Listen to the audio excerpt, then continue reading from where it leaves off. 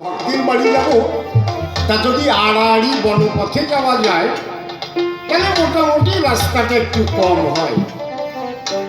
তাই ব্রহ্মা নারদ গভীর বনের পথ ধরে, অল্প পথ হবে যাচ্ছে, গভীর বনের পথ ধরে ব্রহ্মার নারদ করিছে গমন।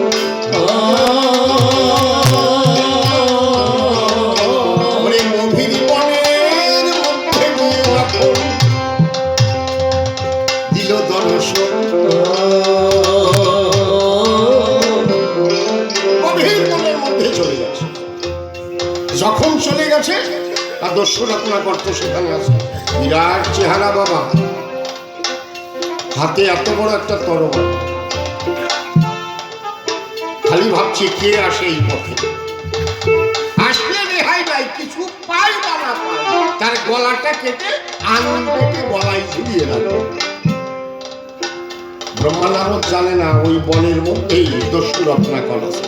ওরা তো সরল প্রাণ নিয়ে যাচ্ছে রাম নাম করতে করতে। রাম নাম করিতে করিতে ব্রহ্মা নারদ যখন মেধায়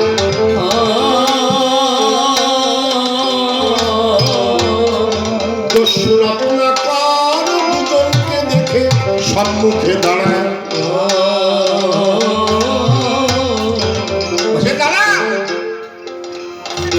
ওরা ভয় পেয়ে গেছে, ব্যাপারটা কি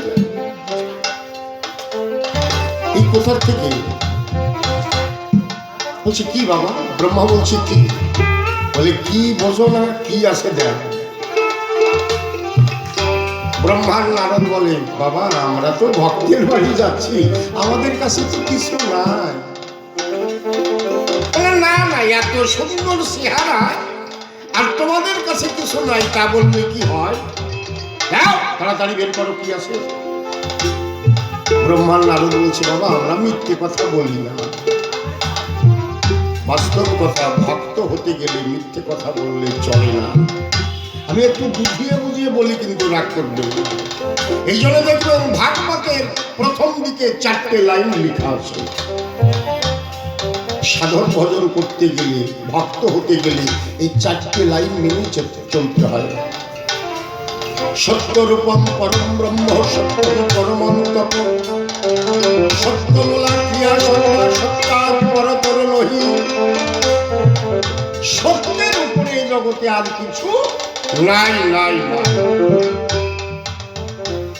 এই বাক্যটা সত্য রাখা ব্রহ্মা নারদ জানে। এই জন্য তো ভগবানের সঙ্গ পেয়েছে বাবা। বলছে বাবা আমরা তো মিথ্যে কথা বলি না, কিন্তু আমাদের কাছে কিছু না। দস্যুরত্নাকর বলছে আমার তো বিশ্বাস হচ্ছে না। ব্রহ্মার চেহারা সুন্দর, নারদের চেহারা সুন্দর।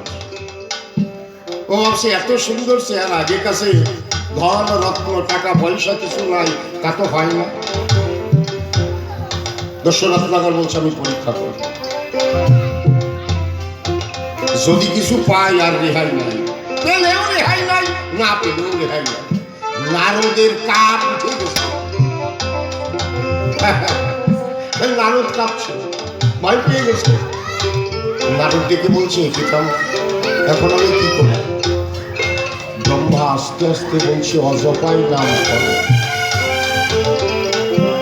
আমার অজপায় নামটা বোঝো। আমি যে কথাগুলো বলছি যদি বুঝিয়ে না দিয়ে যাই, কঠিন হয়ে যায়, তাহলে তবে কি যে অজপায় বোঝো কি পাই? তুমি বুঝলিও ভালো, কি বুঝেছো তা আমি জানি না। অজপাটা শোনো,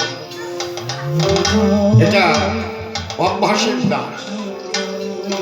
যারা দোকান করে, মুদি দোকান, অনেক খরিদ্দার যায়, অনেক টাকা দেয়, 10 টাকার নোট দিল, 100 টাকার নোট দিল, 500 টাকার নোট দিল। নোটগুলো গুনতে গুনতে আর একটা খরিদ্দার এসে দাঁড়ায়। ওই খরিদ্দার জিজ্ঞেস করে দোকানদার চিনি কত করে কেজি? হয়তো 50টা নোট গোনা হয়ে গেছে। ওই সময় কথা বলতে হবে 50টা গোনা হয়েছে, এদিকে 50।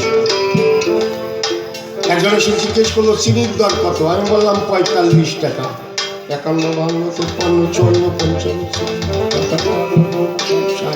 আবার বললো আচ্ছা আমার একটা তেলের বোতল দিন আর ওই 1 কিলো চিনি দিল, তাদের টাকা নিল, কিন্তু ওই যে 60 মনের মধ্যে অজপায় বাঁচতেছে, ওই যে গুলিয়ে থুয়ে দিয়েছে আলাদা করে, ওইটা কিন্তু মুখ দিয়ে আর বলছে না, মনের মধ্যে বেজে চলছে, ওইটাকে অজপায় বলে।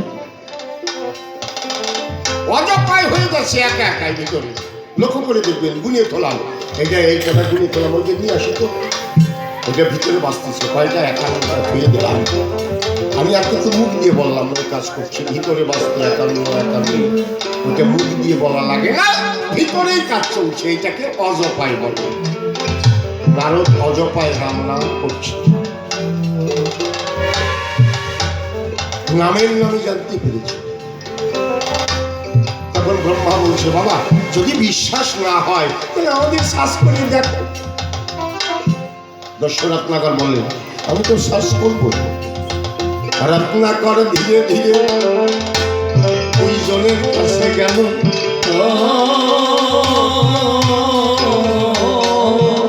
দুইজনের পকেট ছোলা। খালি খালি হয় না বললাম, না না এদের ছাড়বো না, এদের গলা কেটে একটা আঙুল কেটে আমার আমি গলায় ঝুলিয়ে দেব। ভয়ঙ্কর দস্যু, ভয়ঙ্কর এক কথা। আমি বাংলাদেশে গিয়ে জলদস্যু দেখে এসেছি, কালো মিশমিশি। আমাদের একজন শিল্পপতি আছে বাংলাদেশে, বাংলাদেশের অবস্থা তখন ভালো না, কতগুলো যে ইট ভাটা আছে ওনার, কতগুলো যে জমি জায়গা আছে, কত যে ফ্যাক্টরি আছে। প্রফুল্ল রায় ওনার নাম, দুটো মেশিন এইখান দিয়ে থাকে, এখনো খুলনায় মুসলমানদের চলা। কিন্তু এইবার যে কি হবে আমি জানি না। তা উনি জলের মধ্যে থেকে সেই দস্যুরা ডাকাতি করতো, জলের মধ্যে ডুব দিয়ে থাকতো, ফলায় থাকতো, কালো মিশমিশে। পুলিশে নিয়ে একটা চোখ নষ্ট করে দিয়েছে, জেলের মধ্যে ভরে রেখেছিল। প্রফুল্ল রায়কে বাবা বলে ডেকেছি, বাবা আপনি আমাদের বাসাইছে, এখনো ফ্যাক্টরি রাত্রিবেলায় পাহারা দেয়। আমার মনে হয় ওরে ওইটা দিয়েই দেবে। কাল ভয়ঙ্কর চেহারা, সেই দোষ বুঝে। এখন ব্রহ্মা বলছে বাবা তুমি এইগুলো করো কেন? এই যে মানুষ মারো, চুরি করো, ডাকাতি করো, এতে যে কত পাপ হয়। দশরত্নাকর কয় আপনি কি আমাকে উপদেশ দিচ্ছেন? আমার মা বাবা আমার স্ত্রীর ভরণ পোষণ কি আপনি যোগাবেন? বলুন। আমি যেভাবে পারি টাকা উপার্জন করে মা বাবার ভরণ পোষণ যোগাই। ব্রহ্মা বলছে না বাবা, তোমার বাবা তো বলেনি অসৎ পথে দুটো পয়সা উপার্জন করো। তুমি যে পাপ অর্জন করছো এই পাপের ভাগ সংসারের কেউ তোমার কাছ থেকে নেবে না। দশরত্নাকর তার বাজে কথা বলবেন না, আবার যদি বলেন তাহলে এখনই আপনার গলা কেটে দেবে। বলছে বাবা বিশ্বাস যদি না হয় আমার কথা, তাহলে তুমি বাড়ি যাও, বাড়িতে গিয়ে তোমার মা, তোমার বাবা, তোমার স্ত্রীকে জিজ্ঞেস করি আসো। দশরত্নাকর ভালো বুদ্ধি, আমি এইবার বাড়ি যাই আর তোমরা পলাইয়ে যাবা, তা হবে না। ব্রহ্মা বলে যদি বিশ্বাস না হয় আমরা এখান থেকে যাব না, কথা দিচ্ছি। তাও যদি বিশ্বাস না হয় আমাদের দুজনকে গাছের সঙ্গে বন্ধন করো। ব্রহ্মার নারদকে দশরত্নাকর করিল বন্ধন, রত্নাকর মা বাবার কাছে করিছে গমন। জিজ্ঞেস করবে যে আমার পাপের ভাগ নেবে কি? দশরত্নাকর জানে বাবা যে আমার ভালোবাসে, আমার মা আমার ভালোবাসে, আমার স্ত্রী আমাকে ভালোবাসে, আমার পাপের ভাগ সবাই নেবে, ভাগ করি। বাড়িতে গিয়ে দাঁড়িয়েছে, আপনারা শুনেছেন না? শাস্ত্রের মধ্যে শুনেছেন, আমি দেখিয়ে দিয়ে যাচ্ছি। সাধু সঙ্গ সর্বশাস্ত্রে পায়।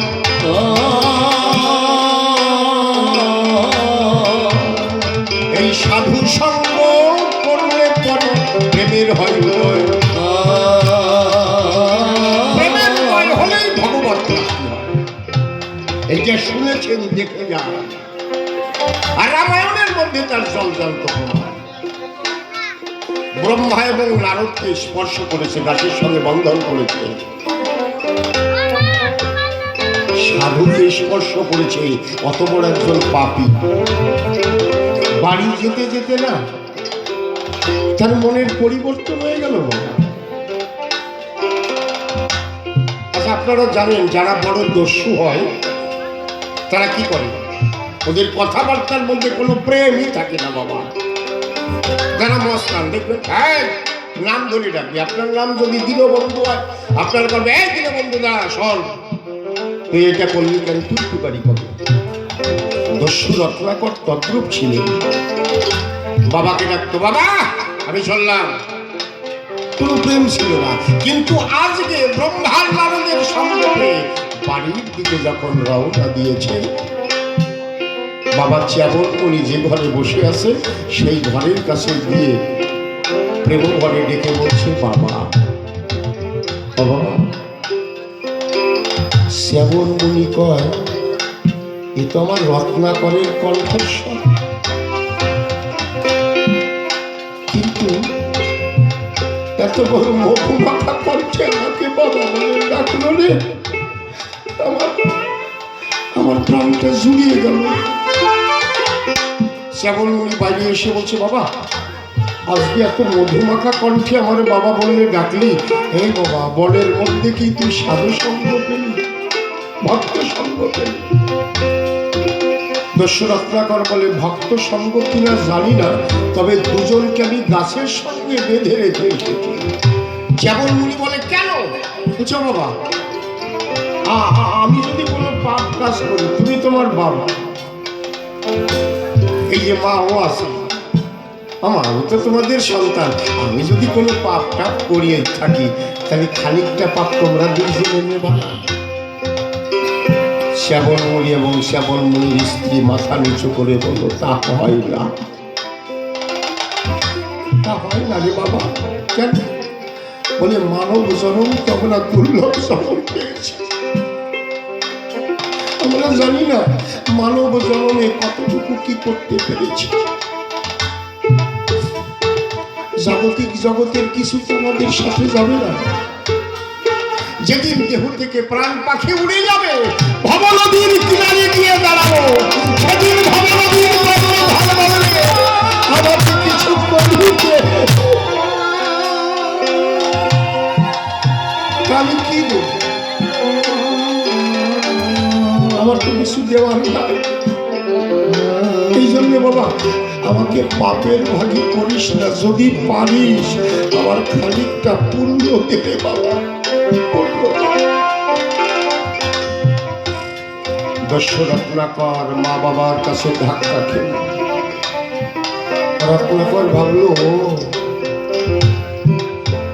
আজকে মাও আমাকে দূরে সরিয়ে দিল, বাবাও আমাকে দূরে সরিয়ে দিল, যাই আমার স্ত্রীর কাছে যাই, যে আমার চরণে দেহ মন জীবন যৌবন দিয়েছে, তার কাছে যাই। ধীরে ধীরে দস্যু রত্নাকর তার স্ত্রীর কাছে গিয়ে বলছে, ওগো শুনছো? স্ত্রী বলছে, কি গো? বলে, তুমি তো আমার চরণে দেহ মন জীবন যৌবন দিয়েছ, তুমি তো আমার অর্ধাঙ্গিনী। আমি জীবনে যদি কোনো পাপ করে থাকি, তবে অর্ধেকটুকু নেবে কিনা বলো? আর স্ত্রী বলছে, তুমি বলো কি? আমি শাস্ত্রের মধ্যে শুনেছি, পতির পুণ্যে সতীর পুণ্য।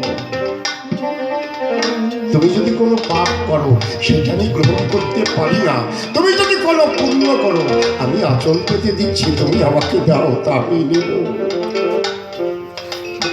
সবাই যখন বিমুখ করে দিল, অত বড় দস্যুর চোখ দিয়ে টপ টপ করে জল পড়ে, সে ভাবছে এত বড় বিপদের সময় কেউ আমার পাশে নেই। আমার মতো মহাপাপী নাই। ঝরঝর করে চোখের জল ছেড়ে দিয়ে তার নিজের স্ত্রীকে হাত ধরে ডেকে নিয়ে বলছে, তাহলে তুমি আমার সঙ্গে এসো, তোমাকে একটা দায়িত্ব দিয়ে যাও। নিজের স্ত্রীকে হাত ধরে ডেকে নিয়ে চলে গেল। ডেকে নিয়ে গিয়ে ওই যে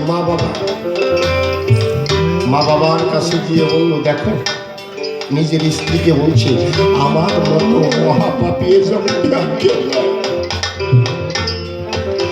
এত বড় পাপীর সংসারে থাকা যায় না। আমি জীবনে কত পাপ করেছি, দেখো না আমার গলায় আঙুলের মালা, আমি এতগুলো মানুষকে খুন করেছি জানো, তাই আমি সংসারে থাকবো না। তোমাকে একটা দায়িত্ব দিয়ে যাচ্ছি, আমার গর্ভধারিণী মা এবং জন্মদাতা পিতাকে তুমি দেখো, আমার মা বাবা যেন কষ্ট না পায়। রত্নাকরের স্ত্রী বলছে, তুমি কোথায় যাচ্ছ? বলে, আমার মতো তো পাপী আর কেউ নাই, যাই কোথাও গেলে যদি আমার আমার পাপ মোচন করে আবার আমি ফিরে আসবো।